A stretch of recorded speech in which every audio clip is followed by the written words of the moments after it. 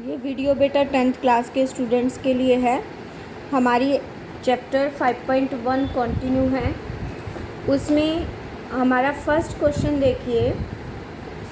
हमारे first question की statement है द टैक्सी फेयर। सबसे पहले तो इसमें ये बताना है in which of the following situation does the list of numbers involve make an arithmetic progressions and why. तो क्या ये अर्थमेटिक प्रोग्रेशन बना रही है फॉलोइंग स्टेटमेंट या नहीं बना रही है। देखो बेटा, अर्थमेटिक प्रोग्रेशंस के लिए मैंने आपको बताया था अगर कॉमन डिफरेंस थ्रू आउट पूरी सीरीज़ का सेम रहेगा तो वो एपी है, अदरवाइज़ वो नहीं है।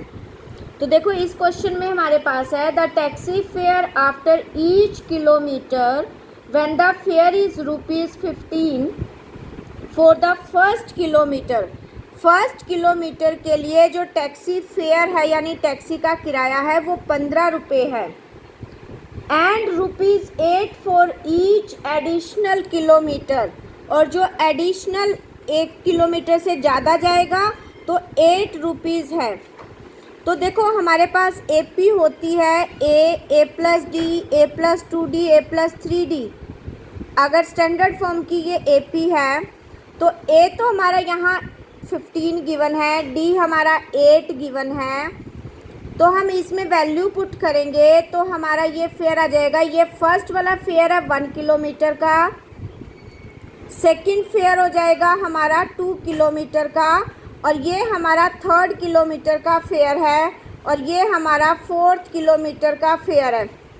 ओके, तो हमने वैल्यू पुट की, ये हमारा आ गया। देखो बेटा यहाँ डी की सबको आप माइनस करके देखो, सेकंड में से फर्स्ट टर्म, थर्ड में से सेकंड, फोर्थ में से थर्ड, तो डी जो है वो सेम आ रहा है, इसीलिए ये एपी है। तो yes it is an AP. इसका सेकंड पार्ट देखिए the amount of an air present in a cylinder when a vacuum pump removes 1/4 of the air remaining the cylinder at a time. तो जो हमने suppose करके चले हैं कि इस टाइम जो सिलेंडर में एयर प्रेजेंट है उसका अमाउंट है x यूनिट। अब x तो हमारा फर्स्ट नंबर हो गया, फिर वो क्या कह रहा है कि हर बार उसमें से 1/4 जो एयर प्रेजेंट है उसका अमाउंट है उसका 1/4 यानी x का 1/4 ये हर बार माइनस हो रहा है, रिमूव हो रहा है उसमें से, जितना बच गया उसमें से, रिमेनिंग में से। तो फर्स्ट x हो गया।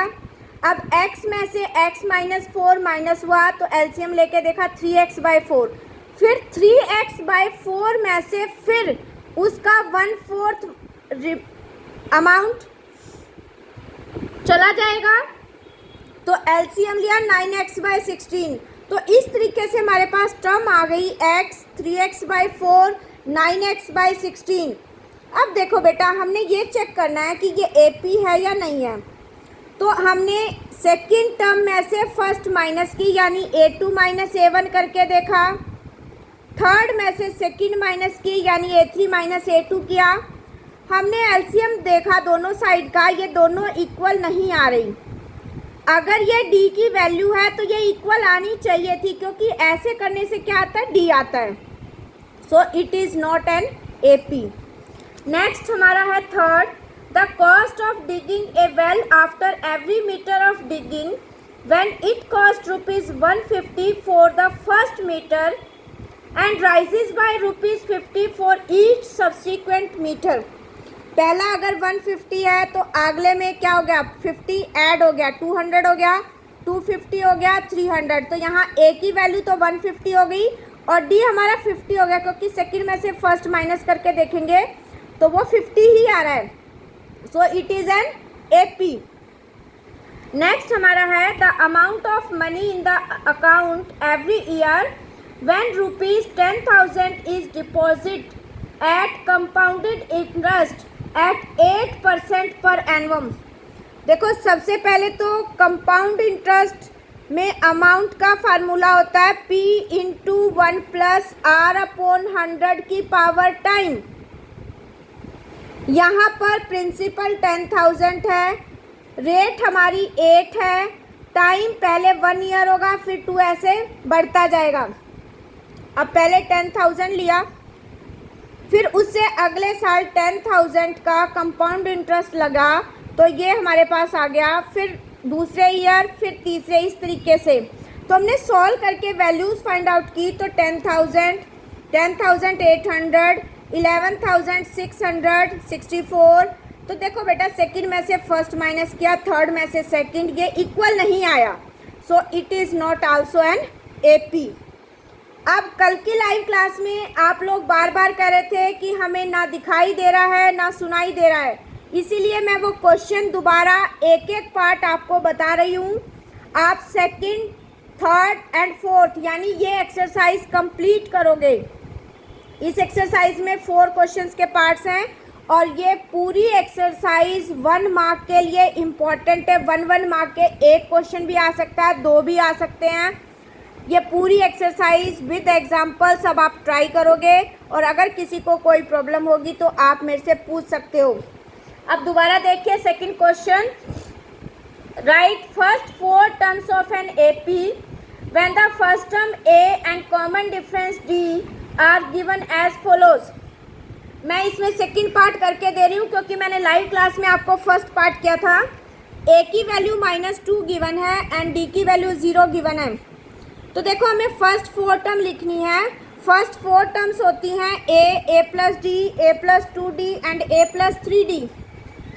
तो A की वैल्यू हमारी -2 गिवन है, D की वैल्यू 0 हमने यहाँ पुट की, तो हमारी सीरीज़ आ गई -2 -2 -2 -2। ये हमारी सीरीज़ फर्स्ट 4 टर्म्स आ गई हैं। सेम तरीके से A plus D, A plus 2D, A plus 3D, इसी में A और D क्वेश्चन में आपको गिवन है। इसमें वैल्यू पुट करोगे तो आपकी फर्स्ट 4 टर्म्स आ जाएंगी। Now third question is for the following AP right the first term and the common difference. तो देखिए फर्स्ट क्वेश्चन, इसका फर्स्ट पार्ट है 3 1 -1 -3। A क्या होता है, जो फर्स्ट टर्म होती है वो A होती है, तो पहली वैल्यू 3 है वो A हो गया। सेकंड डिफरेंस निकालने के लिए हम A2 माइनस A1 करेंगे, यानी सेकंड में से फर्स्ट माइनस करेंगे, थर्ड में से सेकंड, फोर्थ में से थर्ड आप करके देखोगे तो वो सेम आएगी, क्योंकि यहाँ पर उसने ये कहा है कि ये AP है। तो A और D बताना है तो आपके लिए सफिशेंट है, जो फर्स्ट टर्म होती है वो A होती है और सेकंड में से फर्स्ट टर्म माइनस करके देखो तो उसी से वो हमारा D आ जाएगा और D की वैल्यू यहाँ पर आ गई -2। Now next fourth question is which of the following are AP if they form an AP find the common difference D and write 3 more terms। इसके आगे इसकी 3 more terms और फाइंड आउट करनी है। तो देखो बेटा, फर्स्ट है इसका 2 4 8 16। तो एक तो इसमें इसने ये पूछा इसका कॉमन डिफरेंस बताओ, तो A की वैल्यू तो यहाँ 2 हो गई, जो फर्स्ट टर्म होती है वो 2 है।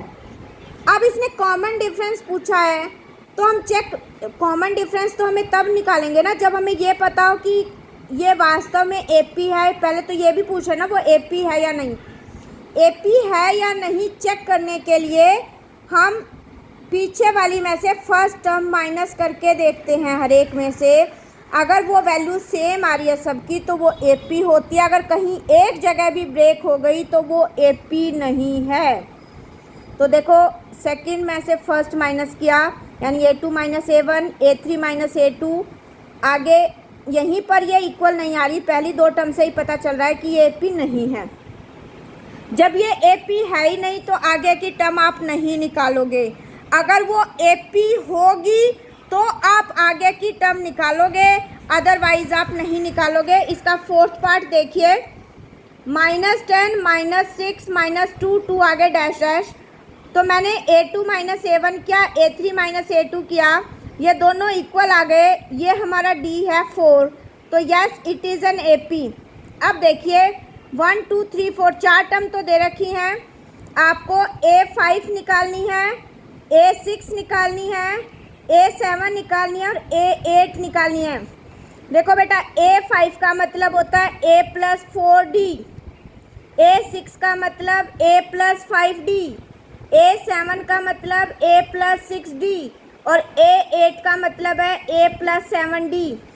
A की वैल्यू यहाँ क्वेश्चन में जो फर्स्ट टर्म है वो A है, ये हमारा A है। A की वैल्यू है -10, D की वैल्यू आई है 4। अब यहाँ आप पुट करके अगली 4 टर्म आ जाएंगी, वो आप कैलकुलेट कर लेना। अब मैंने ये दोबारा आपको समझा दिए हैं, फिर भी किसी को डाउट हो तो आप मेरे से क्लियर कर लेना।